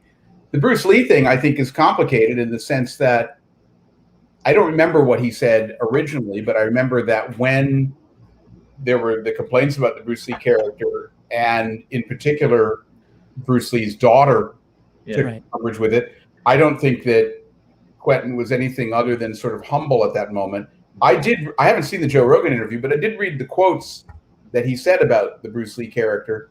And what he said was, I thought it was an interesting quote. He said, Bruce Lee's daughter does have the right to say that. It was her father. Yeah, everyone else saying, it's cool. He wasn't saying, anybody else, why are you taking offense at this? Yeah. But, yes, Quentin is in a position where ultimately he doesn't have to apologize so much. When you're in a position of power, you can do that. Others may feel. Lin-Manuel Miranda, I thought his response was, I didn't think he necessarily went on an apology tour. I think he was saying, hey, here's a criticism I wasn't thinking about. I'm listening to it. It might even influence casting on the next thing I do. I don't think that was a terrible thing to say. He's a good guy. He's saying, I'm not going to be defensive about criticism. I don't think that's a bad stance to have. Yeah. I mean, I feel like Tarantino's different, though. It's like, even in I think it was Reservoir Dogs, when he was told, was it Reservoir Dogs? Well, like when he was told to take out the torture scene. Oh, the top, he's like, cop torture. More people would, more women would go see your movie if you take that part out, because then it becomes a movie everyone can see. He was like, no. And yeah, he took the heat. He took the hit. He left it in, and he people word of mouth spread, like, and then, less women went out to see the film, Well, but he took the risk. That's different. I mean, that's talking about making the movie that you want to make and fighting those battles and all of that. And I hope people continue to do that. But I think that we have the filmmakers. I mean, my feeling is, do we have the filmmakers out there? Do we have the artists who can make exciting and bold movies where they take chances and do things like that? Absolutely. I mean, the amount of talent that keeps coming up at places like Sundance and stuff like that, it's off the charts. The talent is there. The movie makers are there. But, they can't. It's not going to work if they just all go to work for Netflix. Yeah. It just won't. Well, here, that kind of led me to this point is, and I know I don't know how many times you've had to talk about this before, but for me, I love Zack Snyder. I really do. I'm a huge fan of his and what he's been able to build and accomplish. With we talked about the Snyder Cut on the last episode that I did. Yeah. But even he, directors like him, Nolan, they're, who aren't maybe the biggest, they're very much theatrical directors. And even there, I mean, Zach just did a movie for Netflix with Army of the Dead, kind of building a universe there now with the prequel and the anime series that are coming out. And now he's slated to do another Netflix movie. I mean, do you think we're going to see a lot more of that too, as directors that were? I have to make Irishman. With Netflix. We are seeing more of that, and there are times when I'll read a notice about such and such a director, a really good filmmaker, has just signed on to do, a limited series with Netflix. And the first thought I have is, 5 years ago, that same thing would have been a movie. Yeah. And the real twinge of regret I feel is I'm going, if I could see that series and then I could somehow go back in a time machine and see the movie he would have made of the same material, would that film have been better? And I don't think the answer is always yes, but a lot of times I think the answer is yes. Like, especially because the whole stretching things out to series isn't necessarily a creative decision. I love great long form documentaries. I mean, like the OJ documentary was incredible. Great, yeah. But Did you see The Last Dance? No. Which one? Watch it. Even if you hate basketball, it's about last year, the Michael Jordan one. Yeah. No, I didn't see it. I just didn't. Really good. But I totally want to. People said that was great. But I think there's a lot of documentary series where it's just about turning basic material, stretching it out into a series so that it's just like a drama show that you check in with all the time, has all these episodes. I don't think that's necessarily a creative decision. I think there's a lot of long form doc now that's not meant to be long form. Yeah. And so, the whole thing of Zack Snyder or whoever has signed on to Netflix to do this series, I'm thinking, I wish I'd read they'd signed on to do a movie. I mean, I don't think this is just nostalgia for the old ways on my part. I'm saying this form, a lot of things don't need to be longer than two hours. But to answer your question, yeah, I see that kind of thing all the time now. The streaming universe led by Netflix, it's a vacuum cleaner. It's sucking people up. Yeah. And one of the ways it's doing it is the Scorsese thing was an example of it. It's doing it quite intentionally. It's saying, we're gonna pump up this part and sort of take some energy away from theatrical by buying everybody who are competitors would otherwise be working in movies. And how do we buy them? We buy them by paying them enough money, just personally, the salaries we're paying them, but also by giving them the creative opportunity. It's interesting too. It can work in a good way. I just reviewed at the Cannes Film Festival Todd Haynes' documentary about the Velvet Underground. I've been waiting to see a movie about the Velvet Underground for ages, and I thought it was good, not great. There were ways I thought it could have been better. I was glad he made the film, but it's interesting. It was Apple, and I think it actually took a decent budget to make this movie, to gather all the footage and stuff. I think they just told Todd Haynes, what do you need? They gave him a budget. It's not going to be theatrical, but this movie wouldn't even exist if it wasn't for streaming services. I have a feeling. Yeah. Now, I'm not familiar with the Velvet Underground. What is that? Velvet Underground was a kind of underground group of the late BDSM and all that. That is, not only were they great, they only had 4 albums, but they are in many ways credited with creating the whole world of indie alternative. Oh, so it's about the band, not the book. About the band, right? Okay, I thought it was about the book, which was about BDSM, which is where they got the title Velvet Underground. Exactly. I thought it was about the book that they. Okay, so it's about the band. It's about the band. You know, I mean, it was the band that launched Lou Reed, and it was his band in a way. So anyway, I was glad to see it. I think the streaming world presents all sorts of opportunities. But listen, we're at this moment of shifting sands, and we're at this moment after the pandemic where in the next couple of years, we are going to decide as a culture where our movies are going. And by that, I mean this. The studios are going to decide. The executives are going to decide. The filmmakers are going to decide. The filmmakers have some sway here. I mean, there are a lot of powerful and passionate filmmakers who are very pro-theatrical, and they have an influence. They really do, though voices. But here's how the people are also going to decide. We're the people, and we vote. We vote. We have a capitalist entertainment democracy. We vote for what we like. And if we vote for movies in theaters by going, that's how we vote. I was going to say.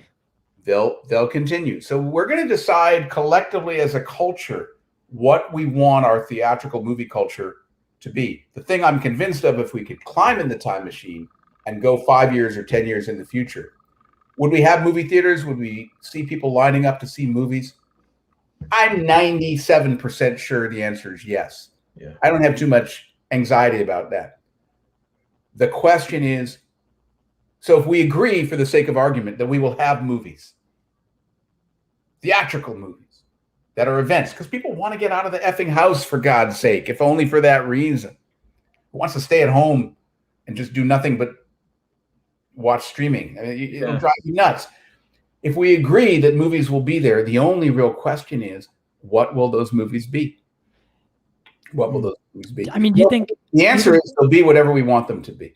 Do you think there's a future in which Netflix buys AMC? And this is just a very, very loose, right?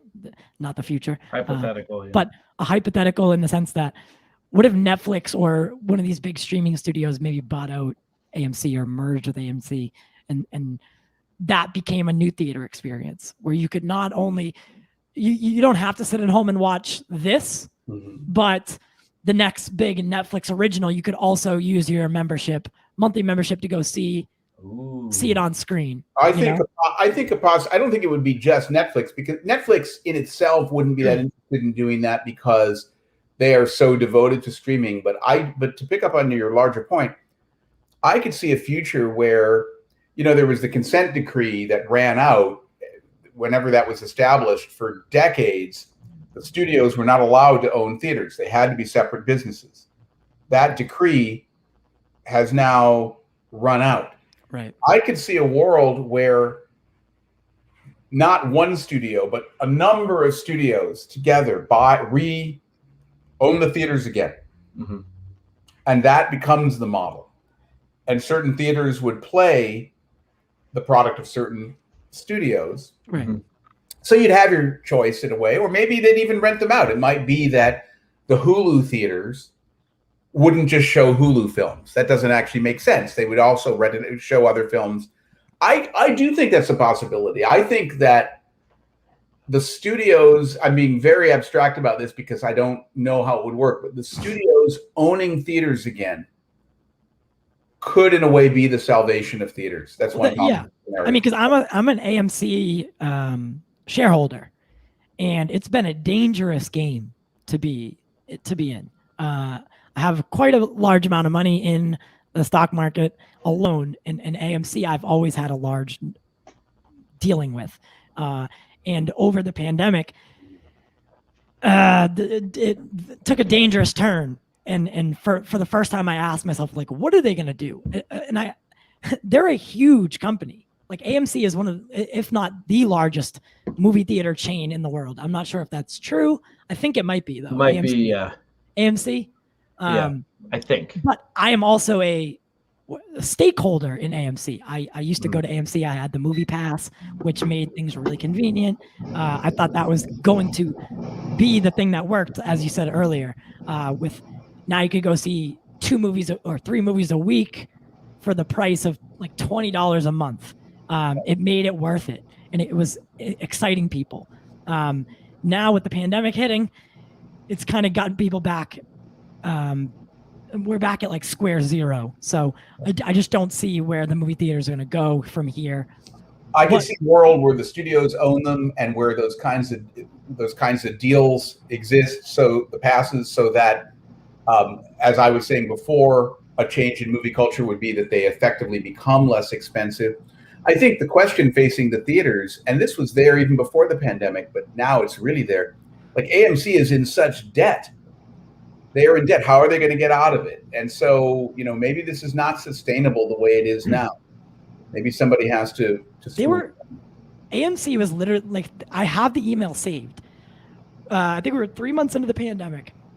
AMC sent me an email to keep even though they were closed at this time, mind you, to keep my Movie Pass active. They were like asking people to keep your Movie Pass active. We're coming up with a streaming library that you can now tap into. And for that same price, we'll give you access to that.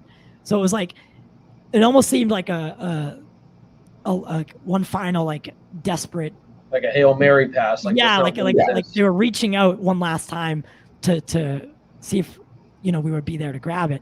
Unfortunately, no, I canceled it. You know what I mean? I couldn't afford the extra $20 a month, as little as that sounds. But to just be feeding that out for no reason, it didn't seem logical. And I can assume that, like most people, I did what was the overarching what most people did was get rid of it, is what I assume. Right. And now they're kind of starting back from zero. So they have zero of those people that are out there that have that pass. So it's kind of like you have to get people in the door again. And right, it's I think if you take what happened, let's say with the Snyder Cut, it was a fan movement. If fans and audiences themselves, through word of mouth, say you have to see it on the big screen, whether it's a big budget movie or whatever, you have to see it on the big screen. I think us podcasters and all, we have to be the ones to kind of inject that. I made the point a couple of weeks ago that these places, like comic book stores are going out of business, arcades are almost all gone, and movie theaters are the last thing. They were places for us nerds or people who love movies and love pop culture.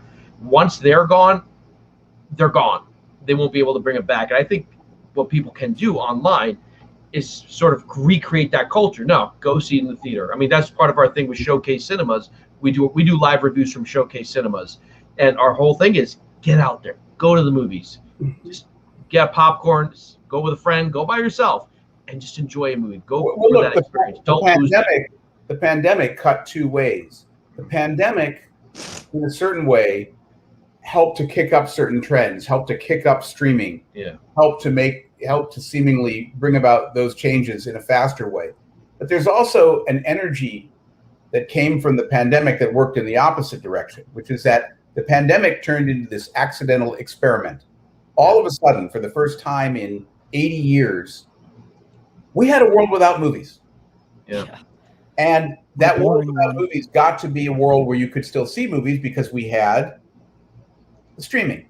Yeah. But whether it was big popcorn movies or whatever entertainment films were showing, or whether it was an award season with all those movies basically dropping as streaming only and having the streaming Oscars and all of that stuff, we had a weird experiment that was enforced on us of what does it look like if the world is suddenly a streaming world? It was like a science fiction movie.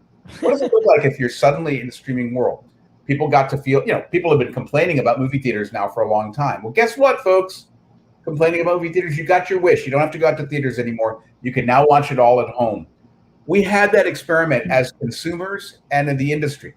So now we get to look at it and say, well, what was that like this last year? What did it feel like? I think a lot of people are saying it felt shitty. Yeah. It was unexciting. Yeah. It made for the most lackluster award season of all time. What were the big advantages to our year of streaming? Not much. Now, granted, the big movies weren't there. The big exciting movies, James Bond, etc. Yeah. Nevertheless, certain big movies did open, and I think what one felt was movies get sort of deflated like balloons when they're just streaming. The event status goes out of them. I felt it last year with a movie like The King of Staten Island, which I didn't think was a great movie, but I thought it was interesting and worthy. I actually didn't like it as much as some critics, but the point is, it was, you know, it was a Judd Apatow movie. It was worth seeing. Or conversely, a movie like the awards season contender, The Trial of the Chicago 7. Oh yeah, that's a movie that I think would, I really liked it, but the point is, it would have made some impact in theaters. My sense is, coming out on streaming only, it made very little impact. And I think we saw this over and over and over again. So I think the result of this experiment that the pandemic forced on us is a streaming only world seems to have, to me, more negatives than positives, agreed, to put it mildly. And I think a lot of people feel that now. Right. And I think if you look at the movies that have been back for a couple of months, starting with F9, with a movie like Cruella is an interesting case. Opened simultaneously on Disney Plus, and therefore had an okay but not great opening, about 20 million. Yeah. And guess what? Because it's very good, it kept chugging on in theaters. Now you have Quiet Place 2. Now we didn't know 6 hours ago what the numbers were going to be on Black Widow. We know now, and they're good. And I don't think Black Widow is the most commercial Marvel film I've ever seen, because I said, I think it makes a daring choice to be kind of arty and slow in certain ways. Right.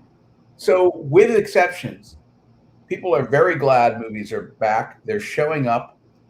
Everybody's glad to read these numbers. Everybody is relieved. That injects a certain energy. It's like that line, you know, from the Joni Mitchell song or whatever, you don't know what you've got till it's gone. Yeah. Well, that's what happened this last year. Yeah. And I hope what it can do is create new kinds of thinking in the industry, where if they were ever considering, oh, maybe we should just go for streaming only, they'll realize, no, bad decision. Double take and be like, But there's a way to have both. There's a way to have both. I spoke to you last time. I said I was okay. That last time you heard the Snyder Cut had just been released on HBO Max, and Zack Snyder said, I wish he was in theaters. And I remember we were talking about like the David Lean type films like Lawrence of Arabia, where it was an event. Mm-hmm. Like you went there, they would have an intermission for about 10, 15 minutes. Then you go back and finish the movie. And I was like, I would love to have seen Zack Snyder's Justice League like that. I know that's probably economically not possible, but let's say it's a 7 o'clock show. You do 2 hours. You get a 15-minute break. You go to the bathroom. You talk with people. You know, what do you guys think in the first half? Oh, okay. And then you go back and finish it. Now, of course, movie theaters and studios are like, well, in 4 hours, I can show 2 movies and make double that. But I'm not against having that experience again. That was really popular in the 50s and 60s of like the epic film, the long, you know, maybe Lord of the Rings is probably the last one to really do that. But, you know, even a movie like The Irishman, okay, maybe 3.5 hours, put an intermission in there.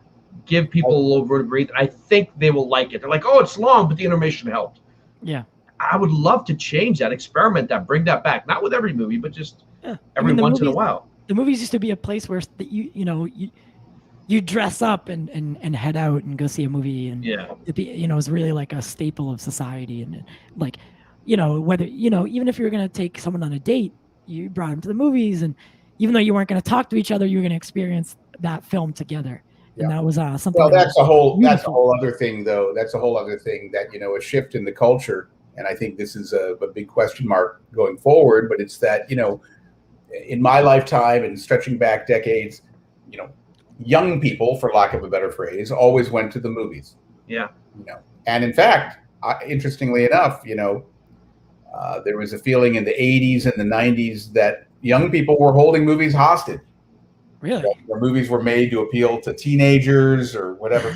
But now we live in a whole different world where movies are not necessarily that high on the list of entertainment for people growing up. They have a whole bunch of other options. Yeah. Movies are just one more thing for them that maybe they don't even care about.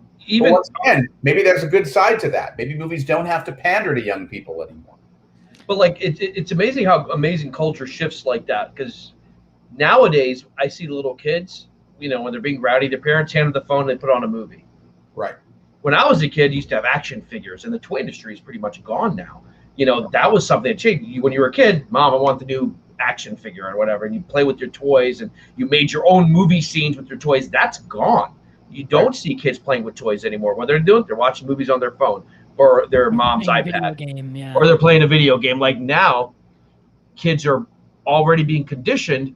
They don't know what to do. Watch a movie. Kids know how to use smartphones, and now, 10 years ago, a kid having a smartphone seemed like, why would you buy your kid a smartphone? Now it's like, oh, of course the kid's gonna have a smartphone, 7-year-old, so they can watch all their content, Blue's Clues, or Absolutely. And so they're already conditioned that, hey, mom's in line at the bank, dad's in line at the bank. I can just sit here and watch an episode of Blue's Clues or the new Star Wars show. It's always with me. Do you think quick question too? Do you think the advent of home theater has also impacted the way TVs are really nice now that movies are experienced? I know for me, think that, when people do the litany, what I call, I've called this the 10 commandments of gripe about movie theaters. They're too noisy. They're too many trailers. That's a good book. The concessions are too expensive. In those 10 commandments, one of them is about the home theater. Maybe it's the 10th commandment. After all the 9 gripes, the 10th commandment is, and why do I need to go through all that when I've now got a great home theater in a way I didn't have in 1995? So yes, the fact that the TVs are bigger and better and sound systems are better and everything that people have at home is a factor. No question about it. Because I put for me, even alone, if you just with my TV and sound home theater, there's probably $5,000 put into it. And for me, I get to sit down and watch a movie. But it's still lacking something. And during the pandemic, and that's why we kept kind of poking at this bear in working with Showcase. It was like, no, I've got pretty much the top of the line of whatever you can have for home theater. My TV's almost 90 inches. They spent almost $2,000 to install a movie theater into my basement. There's still something that's not there. There's still something that's lacking. And I think that it's unparalleled. Yeah. Unless you have a literal movie theater in your house, you're not going to get that same feeling. I just want to say real quick, Owen, that should be your next book. The 10 Commandments of why not? Yeah, right. I think I would read that. Although part of it is I don't share that feeling. One of the things I've often said that people, whenever you do an article on this, the reader comments are always, oh, I hate theaters, blah, blah, blah. I mean, you get this over and over again. I never agree with those people. I mean, neither do I. I love noisy. It's not like I've never been.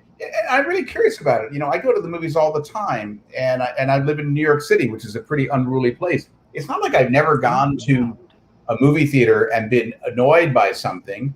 I don't necessarily want to see 25 minutes of trailers. And I think the larger issue of movie theaters, although this has been true since the 80s, is that there can be a certain soulless quality to the megaplex environment. I thought this was captured brilliantly. I became obsessed with this for a few days.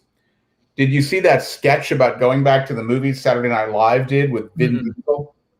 No, I didn't. They had, I'm sorry, I'm blanking on my, I'm not as regular an SNL viewer as I used to be, so I'm forgetting the name of the actor who played him. Who played Vin Diesel? Okay, I see an AMC Theaters commercial. Okay, but it was a fake AMC commercial hosted by Vin Diesel, who said it's time to go back to the movies. But what it was really, it's sort of a satire of him. But what it was really a satire of was, I know this guy. Yeah, what the megaplex environment has become. And Vin Diesel was so stupid in the sketch, he didn't know the difference. He's like, yeah, go back to the movies with the fake butter and the plastic seats and all this stuff.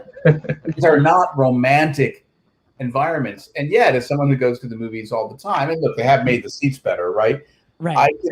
I can sit in the AMC theater on 42nd Street, sort of big ass megaplex environment, and I can sit in my seat and settle back. And what I feel there, in the real truth of it, which is that you're sitting in the dark, you're in that cocoon-like environment, That's the real appeal. I wrote about this in my book. I talked about how movie critics always talk about what they do in a really high-end way. You know, you might just be an ordinary movie person, but I'm a movie fanatic. I'm a movie buff. I'm a movie critic because I love cinema. And I said, yes and no. I mean, I love cinema, but what I also love is the primal experience of going into a movie theater, even to see a bad movie, because you're just there you're protected. You're in that safe, dark, cocoon-like environment. That is a big part of watching this giant thing on the screen. That is a big part of what movies are. I've always felt drawn to that. I try to talk about this almost in my book in terms of a little bit of the element of what I would call the pathology of that. Movie people like me, at least, I like movies not just because I love cinema, because I like to escape the world. Yeah. I like to escape other people. And, you know, there's a real sort of hell as other people dimension to it. You go into that dark environment and you escape for 2 hours, not just because you're getting into the movie, because you're leaving the world behind. That's a major part of what movies are. And that feeling that made me become a movie buff in the 1970s, I've never lost it. And when I go into one of these big things now, I don't care how many trailers they show. I don't care if somebody in row B has a cell phone on. I still 100% feel that feeling of escape. I don't really know what people are complaining about. Yes, it's nicer if movie theaters are nicer and cleaner, and it would be nice if people were not rude with their cell phones. And it would be nice if they only showed 12 minutes of trailers and not 30 minutes. These are all minor problems to me. Mm. And then, I mean, we talk about what can the movies do to kind of advertise themselves, right? Without just short of the TV spots for the movies. That's what they do, is that they show trailers for their upcoming movies, right? Because they're trying to get you back. Yeah, well, they do, but it's overkill. And in other words, it is overkill. I would not have an objection if we did a referendum in our movie theaters and we listened to the 10 commandments of gripe and we said, look, we've got to make these theaters better. Yeah. But of course, as we said, the biggest problem isn't really the trailers. The biggest problem is how effing expensive it is. Yeah. And that's a larger structural problem that has to be solved. And why not play the you know, back in the day, I remember if you were 5 minutes late to a movie, chances are the movie started. Nowadays, you're 5 minutes late, you know there's 10 minutes of trailers. Why don't they play the trailers in the preceding 15 minutes when people are still coming into the theater? Right. You know, and at 8 o'clock, that's when the movie starts. Yeah. Right. So if you want to see the trailers, you get there 10 minutes early, you know, and some people, for me, I love watching the trailers. I'm like, ooh. You know, YouTube's kind of ruined that because now by the time you get to the movie theater, it's already online. They're making it, you know, but I like watching movie trailers. Put it in the first 15 minutes before the movie starts so that at 8 o'clock, your movie, or 7 o'clock, the movie's starting, go, you know. Well, but the whole horrible thing is, you're right, that would be great. But the whole horrible thing is, why do they show 25 minutes of trailers? And why do those 25 minutes start at 8 p.m. when the movie's supposed to start, not before? Well, the answer, there is a reason to it, which is that they have a captive audience. And they are selling. And that's what our culture has become. And I think it's concessions, because this has happened to me. You get pretzel bites, or you can sometimes finish your bag of popcorn before the movie starts, and you go back and get another one. I'm sure they've calculated that into it. They're like, hey, 20 minutes of trailers. You know, we can complain about, this is what one way that the complaints are not accurate. We can complain about the price of concessions. Obviously, they're insanely expensive. But there's another way in which you go, what is a movie theater? You go, a movie theater is where I go to see a Marvel movie. No, that's actually not what a movie theater is. Movie theaters today are junk food restaurants. Yeah. And while you sit and eat your junk food, you get to watch something to accompany it. Right. Yeah. And it's your choice. No one's forcing you to buy the concession. Well, no one's forcing you. And the fact that we are a nation of junk food junkies is a problem, and it's connected to what our movie theaters became. Everybody wants to go to the movies people always went to the movies to eat concessions, but you know, it's not like it is now. Now we just eat this crap all day long. And, you know, all these problems, all these issues, all these ways the culture have developed are interlocked. You can't separate it. Yeah. And we're not going to solve it all here, but I do remain an optimist. I guess I'm old enough to have seen enough changes in the movie industry to say there's always a way. There's always a way. As long as people want to see movies and as long as the talent is out there to make them and the passion, and that's there 100%. I'm amazed at commercial movies. I'm amazed at the craft that goes into these blockbusters. It's not, the movies aren't always good. Sometimes the scripts are cookie cutter, sure. But I'm still amazed over and over again at what goes into them. We have an industry of miracle workers in some ways. The independent filmmakers are great. I saw the movies I saw at Sundance this year, granted watching them virtually, but I'm reviewing some films for Cannes now, seeing some very good films. The talent is out there. None of this has gone away. Yeah. So there's no reason for it to go away. Yeah. I know you guys had something earlier. Yes. Blue Velvet or Under? Was that the same Blue thing? Velvet. No, they're different. Blue Velvet. I have to go in a minute, unfortunately. Yeah. So I think what we're going to have to do is postpone the Blue Velvet discussion one more time. I was going to say this. We do so many shows every week. I'd like to have you come back on one of our shows and just let's take a movie like Blue Velvet and go into it for like 20, 30 minutes, whenever you have the time. Sure. And we could do it that way, because that is a very long conversation. I do think that would be an ideal movie to do it with.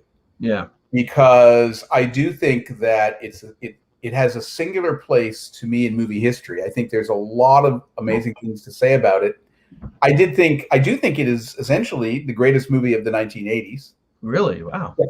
I think it is the greatest. I would love to because I would love our audience, our viewers, we're all geeks and nerds and gamers, to get introduced to David Lynch, to know what that, and I think that's a great movie to just like dissect, just get into it for a good amount of time.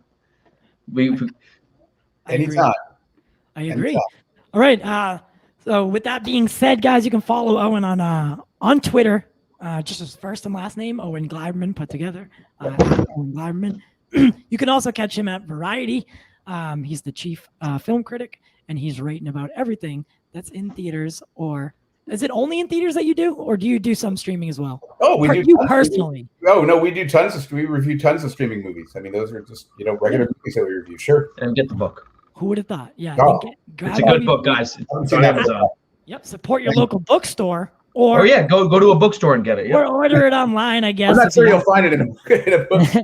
No, but a lot of mom and pop bookstores, my sister's been doing this. What she'll do is she can get it on Amazon, but she'll support the local bookstore. It takes longer. They'll order it through the bookstore, but that's a good way to do it. Send it to you, yeah. Yeah. And then help us start our in memorial of Michelle Roberts by donating to the link in the comments, or you can go to the description below, click on the link, and it'll bring you over. Our goal is $500 this month. And all of the membership fees and super chats and all the stuff like that will go towards it as well. But we were looking to help at least one woman in need for the next 3 to 5 years. And then after that, double it every 5 years. So with that being said, Owen, thank you for joining us today. It's always fun to talk about movies. Jack. Great to see you guys. Okay. Always fun to talk about the stuff we love and with other people who find it just as interesting and who have made a career of it. So, we really respect what you do, and we hope that you keep doing it for as long as you possibly can. Thank you. So, for everyone else, we'll be back tomorrow with another interview. We're gonna keep pounding away at these all month. We have so many cool people coming in. People that write about film. They're in film. They're in your next favorite movie. I think then our next interview is Brandon Spink. He's in Fear Street Part 2, which debuted yesterday, I believe. So get amped for that. Thank you guys so much, Jack, as always. And we'll see you on the other side. Yeah.